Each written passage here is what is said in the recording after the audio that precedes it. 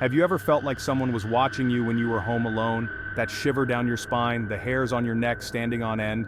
It's a primal fear we all share, a fear that's both terrifying and exhilarating. Tonight, we delve into the dark corners of our minds and explore 7 creepy horror stories that will keep you up at night.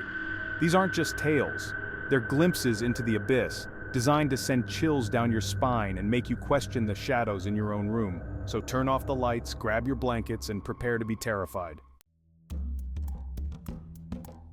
Our first story takes us to a creaky old house on the edge of town, a place where shadows seem to linger just a little too long. The attic, a dusty and forgotten space filled with the remnants of a family's past, becomes the source of an unsettling mystery. It begins subtly, a gentle scratching sound just beyond the reach of the flickering light bulb. The homeowner, a young woman named Sarah, dismisses it as an animal, but the sounds persist, growing louder each night. One particularly stormy evening, as thunder rattled the old house, Sarah ventured into the attic, armed with nothing but a flashlight and her dwindling courage. The air hung heavy, thick with the smell of dust and decay. As she stepped cautiously across the creaking floorboards, the sounds intensified, a cacophony of scratching, thumping, and dragging. Her heart pounded in her chest, her breath catching in her throat. She swept the beam of her flashlight across the cluttered space, her mind racing with terrifying possibilities. And then, in the furthest corner of the attic, she saw it, a large dark shape shifting beneath a tattered old sheet.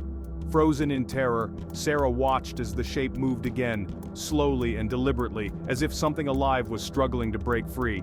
Unable to bear the suspense any longer, Sarah lunged forward, ripping the sheet away with a scream, but there was nothing there. Only the empty floor and the echoing silence of the attic surrounded her. Shaking and breathless, Sarah stumbled back down the stairs, her mind reeling. She had heard the noises, felt the presence of something sinister in that attic, but there was no logical explanation. The sounds continued night after night, a constant reminder of the unseen terror lurking just above her head. Was it all in her mind, a trick of the old house playing on her fears? Or was there something truly malevolent hiding in the shadows of the attic? Something that couldn't be explained away so easily. The unexplained noises in the attic remained a chilling mystery, a testament to the unseen forces that may lurk just beyond our perception, waiting to make themselves known. Our next tale takes us to the crumbling ruins of an abandoned asylum, a place steeped in tragedy and despair. Legend has it that the patients who died within its walls never truly left, their tormented souls forever bound to the decaying structure. A group of friends, eager for a thrill, decide to spend the night in the asylum, unaware of the horrors that await them. As darkness descended, casting long and eerie shadows across the asylum grounds, the friends entered the building, their laughter echoing through the empty corridors. The air grew heavy with the weight of countless untold stories, the stench of decay clinging to their clothes. They explored the crumbling rooms, their flashlights illuminating rusted medical equipment and decaying beds, each one a haunting reminder of the asylum's gruesome past. As the night wore on, the friends began to experience strange and unsettling phenomena. Whispers seemed to emanate from the walls, cold spots sent shivers down their spines, and fleeting glimpses of shadowy figures danced at the edge of their vision. One by one, the friends fell victim to the asylum's sinister influence, their sanity slowly unraveling under the weight of the unseen horrors that surrounded them. The most terrifying moment came when one of the friends, a young woman named Emily, wandered away from the group, drawn by an unseen force to the asylum's abandoned library. As she stepped inside, the door slammed shut behind her, plunging her into darkness. Panic surged through her as she fumbled for her flashlight, her heart pounding against her ribs. Suddenly, the air grew frigid, and Emily felt a cold, clammy hand grip her wrist. She screamed, dropping her flashlight as she struggled against the unseen assailant. The hand tightened its grip, its icy fingers digging into her flesh. Emily thrashed and kicked, but the grip only tightened, dragging her deeper into the darkness. Her screams echoed through the empty library, but her friends were too far away to hear her pleas for help. The last thing Emily saw before the darkness consumed her was a pair of glowing red eyes staring down at her, filled with a malevolence that chilled her to the bone. The next morning, Emily's friends found her lying unconscious on the library floor, her wrist bruised and scratched. She had no memory of the events of the previous night, but the terror in her eyes spoke volumes. The friends fled the asylum, forever marked by their encounter with the unseen forces that lurked within its walls. The haunted house, a place where the veil between the living and the dead seemed perilously thin, stood as a chilling reminder that some places are best left undisturbed. Our next story takes us to a small town where a young woman named Anya moves into a beautiful antique mirror she found at a flea market. The mirror, with its ornate frame and shimmering glass, seemed like the perfect addition to her bedroom. But Anya soon realized that her new possession held a dark and terrifying secret. It began subtly, a flicker of movement in the reflection of the mirror when Anya was alone in the room. She would catch a glimpse of a shadowy figure standing behind her, but when she turned around, there was nothing there. At first, she dismissed it as her imagination, but as the days turned into nights, the strange occurrences intensified. One evening, as Anya was getting ready for bed, she noticed that the reflection in the mirror didn't quite match her movements. The figure in the mirror was moving on its own. Its eyes, two dark empty sockets, seemed to follow her every move. A cold dread washed over Anya as she realized that she was no longer alone in the room. Panic surged through her as she turned to confront the figure, but it was gone. The mirror reflected only her terrified face, her eyes wide with fear. She tried to convince herself that it was just a trick of the light, a figment of her imagination, but deep down she knew that something was terribly wrong. As the nights went on, the ghostly figure in the mirror grew bolder. It would appear even in broad daylight, its eyes watching Anya's every move. She tried to cover the mirror to get rid of it, but it was no use. The figure seemed to be trapped inside, its malevolent presence seeping into her life. One night, Anya woke up to the sound of her own scream echoing in her ears. She was paralyzed with fear, her body frozen in place as she watched the ghostly figure emerge from the mirror. It crawled out slowly, its long, bony fingers scraping against the glass. Its face was pale and gaunt, its eyes burning with an unholy light. Anya wanted to scream again, to run, but she couldn't move. The figure slithered across the floor towards her, its cold, dead eyes fixed on her face. She squeezed her eyes shut, bracing herself for the worst, but the attack never came. When she finally dared to open her eyes, the figure was gone. The mirror was empty, its surface as smooth and reflective as the day she bought it. But Anya knew deep down that the ghostly figure was still out there, somewhere, watching and waiting for the perfect moment to strike again. Chapter 4. Our next tale takes us to a secluded farmhouse miles from any neighbors where an elderly man named Thomas lived alone, haunted by a sound he couldn't explain. Every night as darkness enveloped the farmhouse, Thomas would hear the distinct sound of footsteps creaking up the stairs, slow and deliberate, as if someone or something was making their way towards his room. At first he dismissed it as an old house settling, the wind playing tricks on his ears. But as the nights turned into weeks, the footsteps grew louder, more persistent. He checked every nook and cranny of the farmhouse, but he was always met with an eerie silence. There was no logical explanation for the footsteps. One particularly stormy night, as thunder shook the old farmhouse to its core, Thomas decided to confront whatever was making those chilling sounds. Armed with nothing but a kerosene lamp and his courage, he slowly made his way up the creaking stairs, his heart pounding in his chest.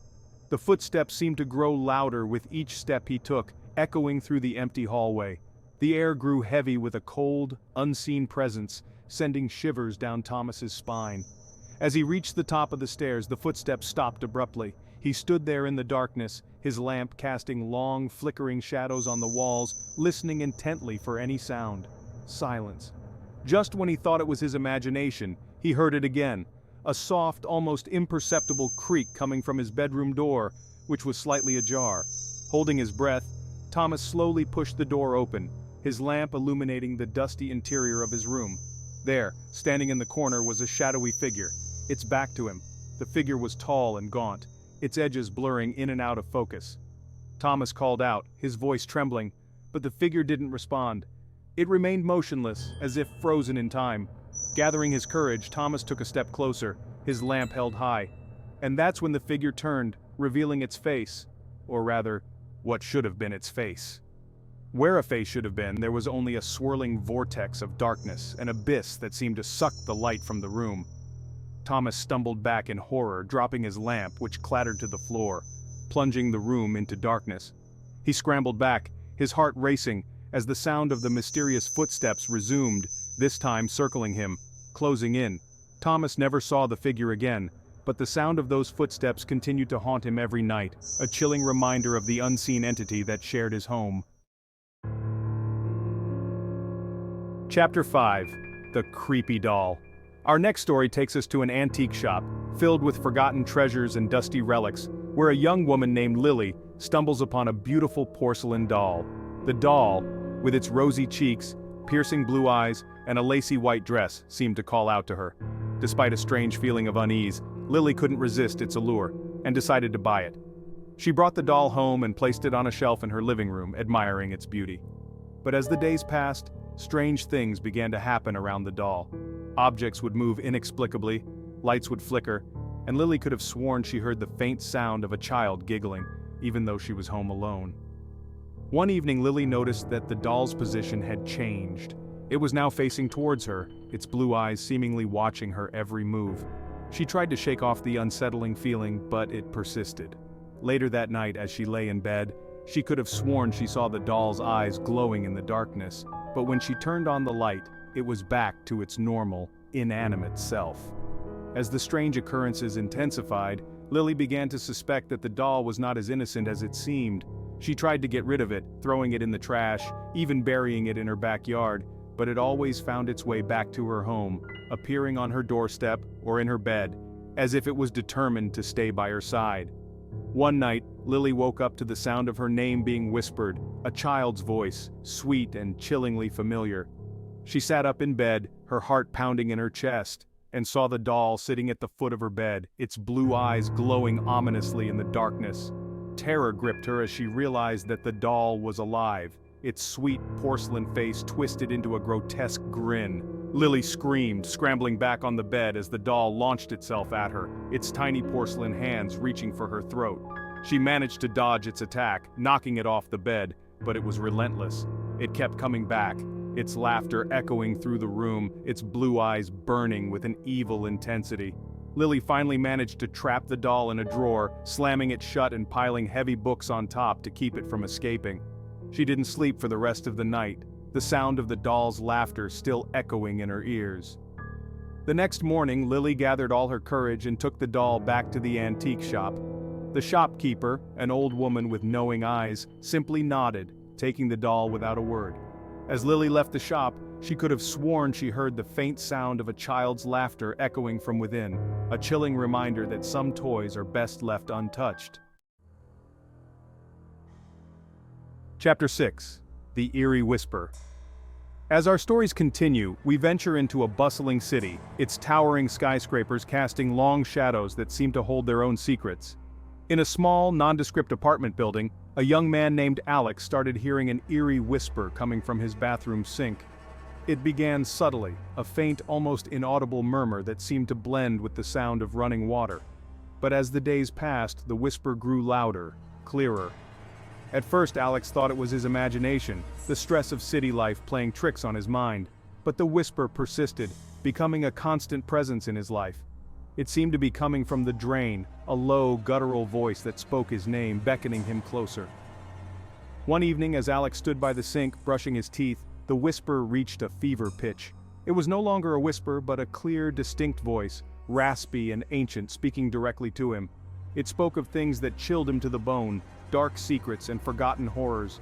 Fear gripped him as he realized that whatever was speaking to him through the drain was not of this world. It was something sinister, something evil, and it knew his name.